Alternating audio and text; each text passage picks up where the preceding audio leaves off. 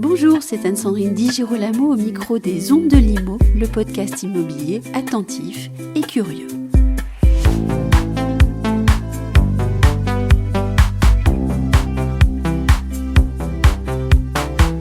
Olivier Landrevie, président de CAFPI, est notre invité pour cet épisode consacré au taux d'usure. En effet, depuis plusieurs semaines, il constate un ralentissement brutal du marché du crédit, une forte recrudescence des dossiers rejetés pour dépassement du taux d'usure. Qu'est-ce que le taux d'usure ? Comment est-il calculé ? Quelles propositions notre invité suggère-t-il pour remédier à la situation ? Eh bien, c'est tout de suite. Olivier Landrevie, bonjour. Bonjour Anne-Sandrine. Vous alertez les pouvoirs publics sur une augmentation très forte des rejets de dossiers d'accès au crédit pour dépassement du taux d'usure.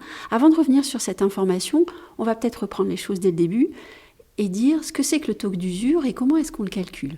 Le taux d'usure, c'est le taux maximal auquel les banques peuvent prêter. Donc elles ont interdiction de prêter à un particulier au-dessus de ce taux. Actuellement, on parle d'un taux de 2,4% pour des prêts à 20 ans ou plus. Donc pour les prêts immobiliers, c'est 2,40.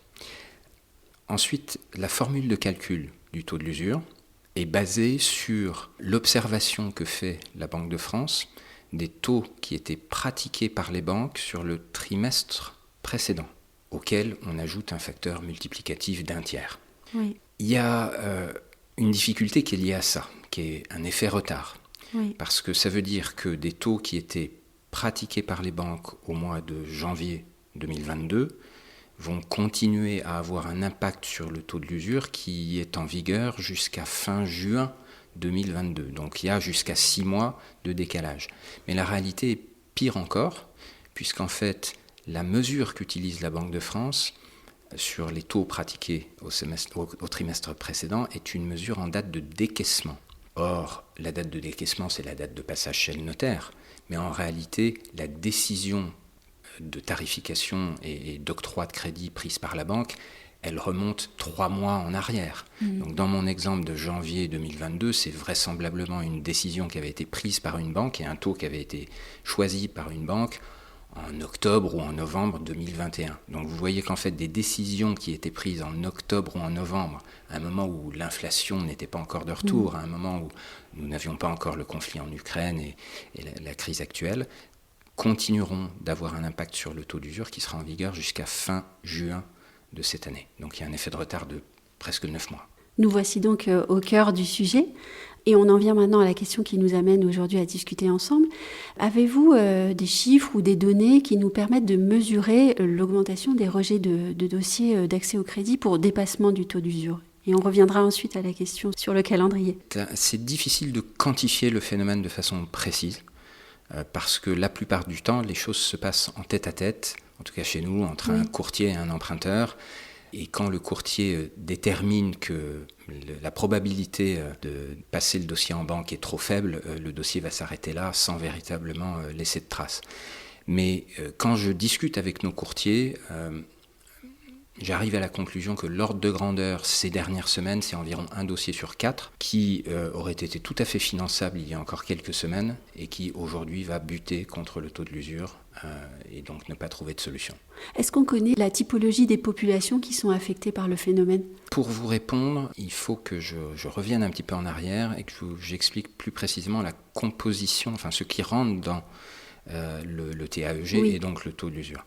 C'est non seulement le taux de la banque, mais c'est aussi le coût des prises de garantie et le coût des assurances obligatoires, mais dans 99% des cas, l'assurance emprunteur est obligatoire. Et donc, quand on fait face à un effet ciseau, comme c'est le cas actuellement, avec des taux d'usure qui sont au plus bas historique qu'on ait connu en France, alors que ça fait maintenant 5 mois que les taux des banques, eux, remontent fortement, eh bien cet effet ciseau, il vient piéger finalement les emprunteurs qui ont le coût d'assurance le plus élevé.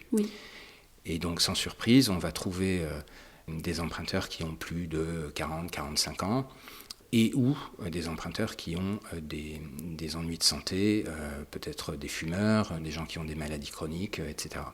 Et je vois tous les jours, depuis quelques semaines, de très beaux dossiers, avec des emprunteurs tout à fait solvables, avec de beaux revenus que les banques se seraient arrachés il y a encore quelques semaines, et sur lesquels d'ailleurs elles nous font des propositions de taux tout à fait raisonnables.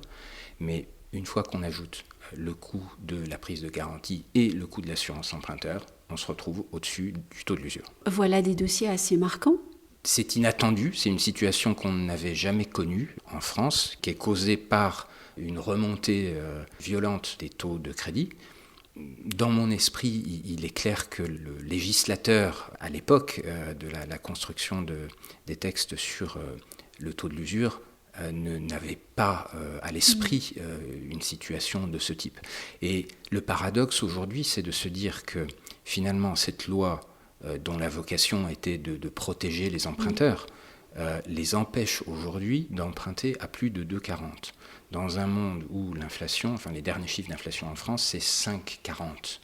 Donc on a l'opportunité d'emprunter, y compris le coût de l'assurance et des garanties, à 3 points en dessous du taux de l'inflation, et on ne peut pas le faire. L'offre et la demande de crédit ne peuvent pas se rencontrer, bien que tout le monde soit d'accord, les banques sont prêtes à y aller, les emprunteurs ont envie d'y aller, et malheureusement l'offre et la demande de crédit ne peuvent plus se rencontrer du fait de cette réglementation un petit peu obsolète, ou en tout cas qui n'avait pas prévu la possibilité d'une remontée des taux aussi rapide. Est-ce que ça met aussi en question la capacité des instances étatiques et économiques de gérer la crise ?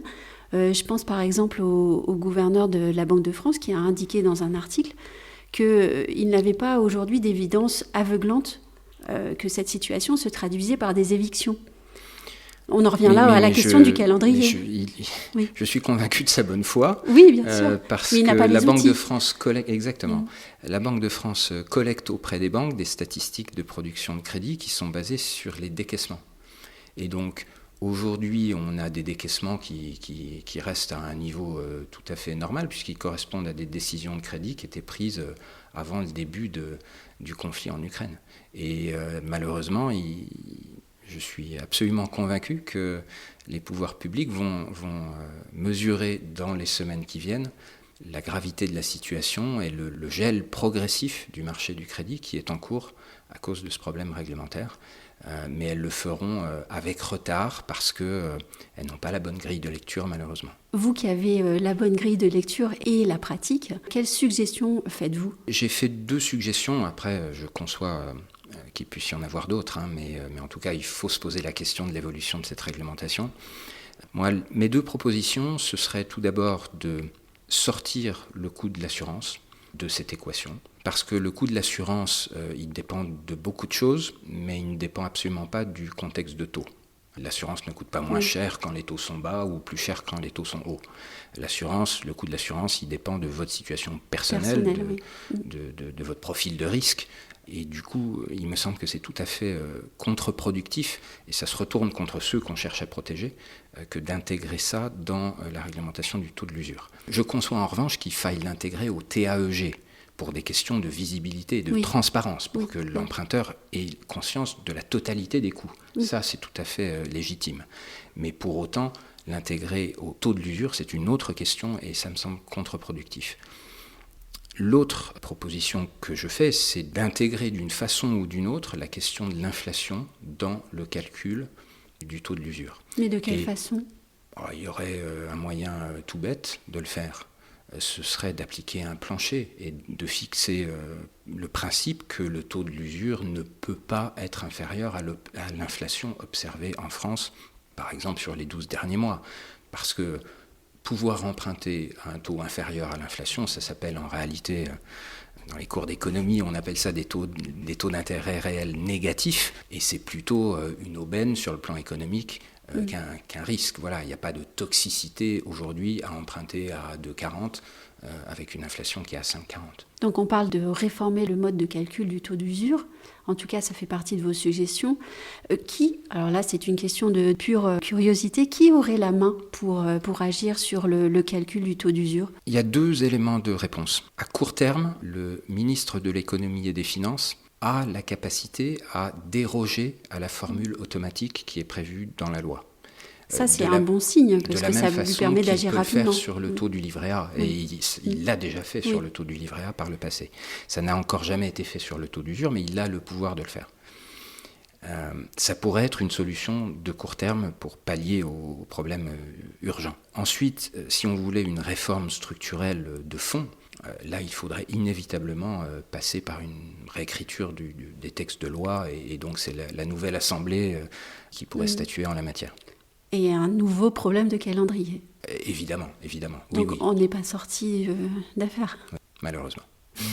Merci beaucoup, Olivier Landreville. Merci.